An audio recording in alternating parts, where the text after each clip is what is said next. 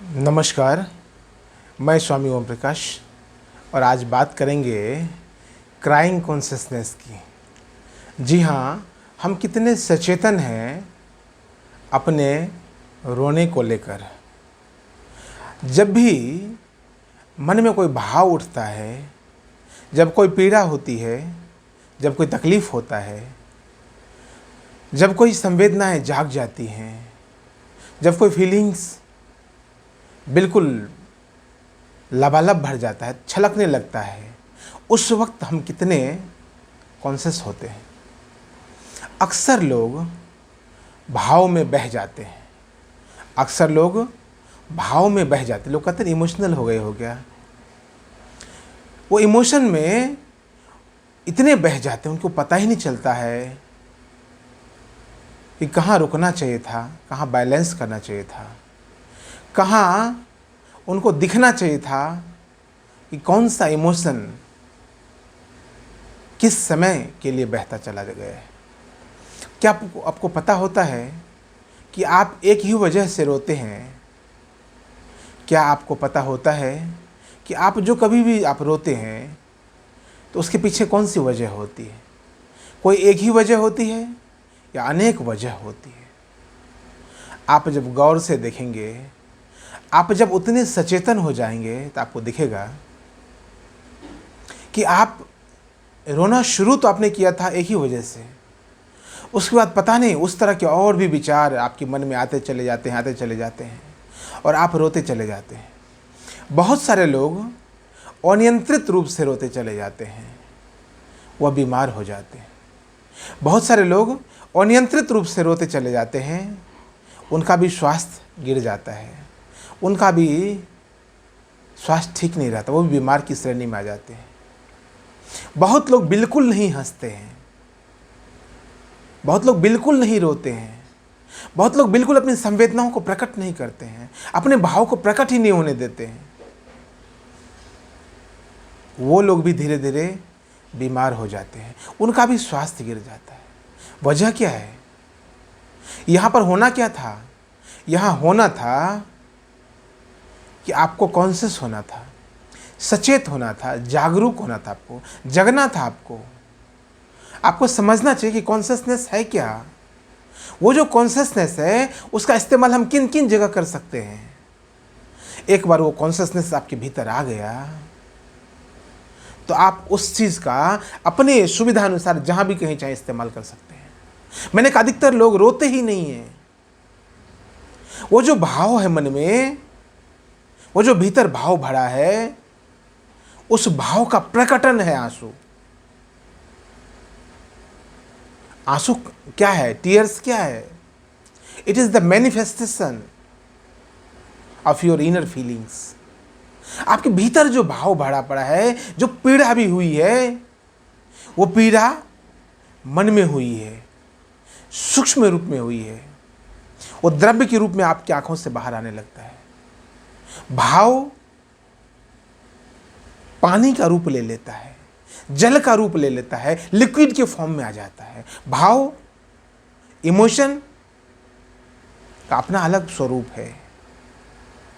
Emotion ठोस नहीं है, द्रव्य भी नहीं है, गैस भी नहीं है, उसका अपना फॉर्म है। और वो इमोशन, वो भाव, वो संवेदनाएं आंसू के रूप में, द्रव्य के रूप में अपने शरीर से बाहर निकलने लगती है। बहुत लोगों ने उसको भी नियंत्रित करने का प्रयास किया, तथाकथित तौर पर। वो नियंत्रण नहीं है, आंसू को रोकना नियंत्रण नहीं है। आप आंसू के विज्ञान को भी यदि समझेंगे, जो शारीरिक विज्ञान है, तभी आपको आनंद आएगा, तभी आपको अच्छा लगेगा ये सुनकर। आंसू का शारीरिक विज्ञान भी ये कहता है, फिजियोलॉजी ये कहती है, एनाटॉमी ये कहती है, आंसू क्या है? एक्सोक्राइन सिस्टम का एक पार्ट है, जो हमारे शरीर में जो एंडोक्राइन सिस्टम है, जो अंतःस्रावी ग्रंथियां हैं, जो पिट्यूटरी ग्लैंड है, जो थाइमस ग्लैंड है, जो थायराइड पैराथायरॉइड ग्लैंड है, जो टेस्टिस ओवरीज है, जो भीतर भीतर हार्मोन सेक्रेशन करती है, उसी के बिल्कुल पैरेलल, उसी की तुलना में, उसी के समकक्ष एक एक्सोक्राइन सिस्टम भी है, जो बाहर की तरफ हार्मोन का स्राव करती है, हार्मोन सेक्रेट करती है। आँखों से जो आंसू निकलता है वो एक प्रकार का हार्मोन है, वो निगेटिव हार्मोन। वो जो भीतर हार्मोन प्रोड्यूस होता है बॉडी के द्वारा, वो पॉजिटिव हार्मोन है, वो हमारे शरीर के लिए लाभदायक है। यह भी लाभदायक है, यह निगेटिव हार्मोन है, उसके बावजूद यह भी लाभदायक है। यह शरीर को भी प्रोटेक्शन देता है, वो भीतरी तौर पर प्रोटेक्शन देता है। या भावनाओं का आपके शरीर पर एक असर पड़ता है। भावनाओं का कोई फॉर्म अलग प्रकार का फॉर्म है, वैसा कोई सॉलिड लिक्विड गैस वाला फॉर्म नहीं है, उसके बावजूद शरीर पर उसका बहुत ज़्यादा असर पड़ता है। वो भावनाएं धीरे धीरे लेयर लेयर लेयर और लेयर, उसका एक परत दर परत बनती चली जाती हैं, जिसका आपका शरीर पर, आपके मन पर, आपके विचार पर, आपकी बुद्धि पर, आपकी चेतना पर और आपकी आत्मा तक पर असर पड़ता है। भावनाओं का आपकी चेतना और आपकी आत्मा तक पर असर पड़ता है। तो वो भावनाएं जो निकाल देती हैं शरीर, तो शरीर उसको बाहर निकाल के आपको प्रोटेक्शन देती है। कभी कभी माता पिता अपने बच्चे के प्रति थोड़े ज़्यादा कठोर हो जाते हैं, उन्हें घर से बाहर निकाल देते हैं। देखा होगा अपनी फिल्मों में, देखा होगा, अनुभव होगा, थोड़े ज़्यादा कठोर हो जाते हैं अपने बच्चों के प्रति, ताकि बच्चा सुधर जाए, ताकि वो उनकी भलाई के लिए ऐसा करते हैं। कोई उनके पीछे और कोई मनोविचार नहीं होता है कि बच्चे को कष्ट पहुंचाना, बच्चे को नुकसान पहुंचाना, बच्चे की आत्मा को झकझोरना, वो नहीं होता है। कुल मिलाकर इतना उनका भाव होता है कि बच्चा एक बार अपनी स्थिति को समझ ले, अपनी वस्तु स्थिति को समझ ले, अपनी वास्तविकता को समझ ले। उसी प्रकार से हमारा शरीर उस भाव के प्रकटन को, उस भाव के मैनिफेस्टेशन को आंसू के रूप में, लिक्विड रूप में बाहर निकाल देता है। पेशाब जो हम करते हैं, जो यूरिन हम करते हैं, वो भी एक्सोक्राइन सिस्टम का ही पार्ट है। जो मल हम त्याग करते हैं, वो मल भी एक्सोक्राइन सिस्टम का ही पार्ट है। वो मल त्याग ना हो तो शरीर बीमार हो जाए, शरीर रुग्ण हो जाए। वो पेशाब बाहर ना आए तो शरीर बीमार हो जाए, पहले किडनी खराब हो जाए, बाकी शरीर के सारे अंग अवयव खराब हो जाएंगे। वो आंसू यदि बाहर ना आए तो दिमाग में अनेक प्रकार के रोग लग जाते हैं। यह इतना महत्वपूर्ण अंग है, गले से ऊपर का अंग। जब हम आंसू निकालते हैं तो आंखों का भी बहुत भला हो जाता है। आंख में भी टॉक्सिन्स जम जाते हैं, आंख में भी नेगेटिव ऊर्जा जम जाती है। हम दुनिया को जो देखते चलते हैं, हमारी दृष्टि उतनी संतुलित तो है नहीं। इसलिए भगवान बुद्ध ने कहा सम्यक दृष्टि। हम क्या देखें क्या ना देखें, उसमें बैलेंस्ड होना चाहिए। हम तो देखते ही चले जाते हैं, हम पोर्नोग्राफी देखते चले जाते हैं, देखते चले जाते हैं। हम तो ब्लड पता नहीं किन किन चीज़ों को देखते चले जाते हैं। उससे हमारे आँखों में भी निगेटिव एनर्जी आ जाती है, निगेटिव हार्मोन आ जाता है, निगेटिव ऊर्जा हमारे आँखों में आ जाती है। उस ऊर्जा का स्राव कब होगा? जब आप रोते हैं, तब उन आँखों से वो सारी निगेटिव एनर्जी निकल जाती है। आप अपने आंसू को कभी ऐसे टच करके जीभ पर रख कर देखें। वो स्वास्थ्य के लिए अच्छा नहीं है, लेकिन मैं कभी आपको बतलाने का प्रयास करता हूँ, एक उदाहरण देकर समझाने का प्रयास करता हूँ। आप उसे जीभ पर रखकर एक बूंद को, एक ड्रॉप को जीभ पर रखकर देखें। इतना गंदा, इतना स्मेल, इतना नमकीन, इतना बेकार स्वाद होता है उसका, जिसकी कोई तुलना नहीं की जा सकती, जिसकी कोई कल्पना नहीं है। वो क्या है, उतना बेकार क्यों है? जबकि शरीर के हिस्से से ही बाहर आया है, शरीर के अंगों से ही बाहर आया है। कभी उस थोड़े समय पहले आप ही के भाव थे, वो आप ही के भीतर वो जल था, जल के रूप में अवस्थित था। मैं कहने का प्रयत्न कर रहा हूँ, मैं समझाने का यह प्रयास कर रहा हूँ आपको कि जो क्राइंग कॉन्शसनेस है उसको समझना चाहिए। जब आपको रोना आता है तब रो लीजिए, यह प्राकृतिक गुण भी है। जब आपको रोना आता है तब आप रो लीजिए, जब हंसना आता है तो हंस लीजिए। अक्सर हंसी के दरमियान भी आंसू निकल आता है, हंसी के दरमियान भी आंसू निकल आता है। समझिए विज्ञान को, योग का विज्ञान समझिए। जब हम हंसने लगते हैं तो हमारे शरीर की ऊर्जा पॉजिटिव होने लगती है, हमारे भीतर खिलाव आने लगता है, हमारे शरीर के अंग अवयव पूरी तरह से खिलने लग जाते हैं। उसमें अच्छी ऊर्जा का, उसमें सकारात्मक ऊर्जा का प्रवाह तेज हो जाता है। और उस वक्त जब ऊर्जा बढ़ने लगती है, जब ऊर्जा की घनिष्ठता होती है पॉजिटिव ऊर्जा की, तब हमारे शरीर में जो नेगेटिव एनर्जी होती है वो स्वतः बाहर आ जाता है, रुक नहीं सकता।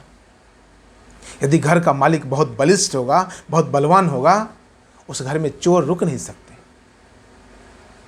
चोर तभी तक घर में पड़ा रहता है जब तक उस घर का मालिक कमजोर है। आपके शरीर में बीमारियां तभी तक पड़ी रहती है जब तक आपका शरीर कमजोर होता है। आपका शरीर जैसे मजबूत होने लगता है, आपकी आंखों से ऊर्जा, नेगेटिव एनर्जी बाहर फ्लो करने लगती है। लोग अब हंसने में जो आंसू आता है उसको भी लोग रोकना चाहते हैं।